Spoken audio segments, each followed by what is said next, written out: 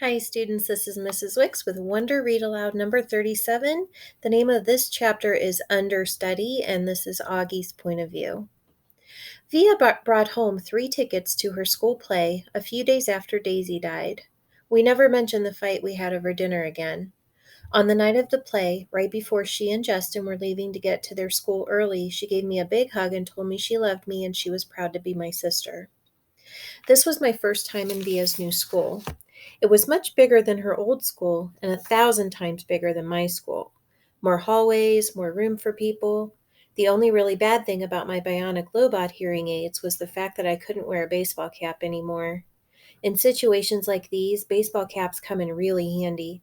Sometimes I wish I could still get away with wearing that old astronaut helmet I used to wear when I was little. Believe it or not, people would think seeing a kid in an astronaut helmet was a lot less weird than seeing my face. Anyway, I kept my head down as I walked right behind Mom through the long, bright hallways. We followed the crowd to the auditorium where students handed out programs at the front entrance. We found seats in the 5th row close to the middle. As soon as we sat down, Mom started looking inside her pocketbook. "I can't believe I forgot my glasses," she said. Dad shook his head. Mom was always forgetting her glasses, or her keys, or something or other. She's flaky that way. "Do you want to move closer?" said Dad.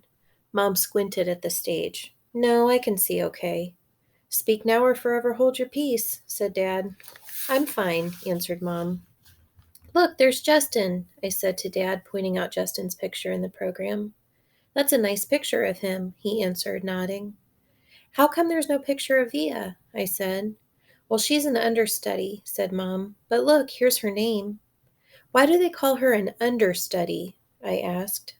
"Wow, look at Miranda's picture," said Mom to Dad. "I don't think I would have recognized her." "Why do they call it an understudy?" I repeated. "Well, it's what they call someone who replaces an actor if he can't perform for some reason," answered Mom. "Did you hear Martin's getting married?" Dad said to Mom. "Are you kidding me?" Mom answered like she was surprised. "Who's Martin?" I asked. "Miranda's father," Mom answered, and then to Dad, "Who told you?" "I ran into Miranda's mother in the subway. She's not happy about it. He has a new baby on the way and everything." "Wow," said Mom, shaking her head. "What are you guys talking about?" I said. "Oh, nothing," answered Dad. "But why do they call it an understudy?" I said. "I don't know, Augie Doggy," Dad answered. "Maybe because the actors kind of study under the main actors or something? I honestly don't know."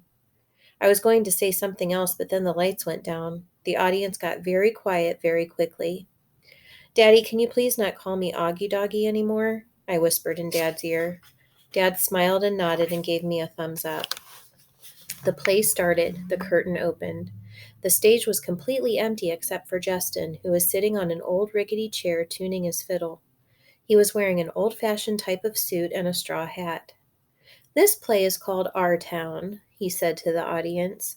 "It was written by Thornton Wilder, produced and directed by Philip Davenport. The name of the town is Grover's Corners, New Hampshire, just across the Massachusetts line, latitude 42 degrees 40 minutes, longitude 70 degrees 37 minutes. The first act shows a day in our town.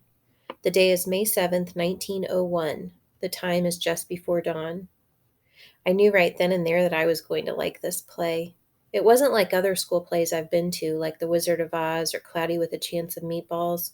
No, this was a grown-up play, and I felt smart sitting there watching it. A little later in the play, a character named Mrs. Webb calls out for her daughter Emily. I knew from the program that that was the part Miranda was playing, so I leaned forward to get a better look at her. "That's Miranda," Mom whispered to me, squinting at the stage when Emily walked out. "She looks so different." "It's not Miranda," I whispered. "It's Via."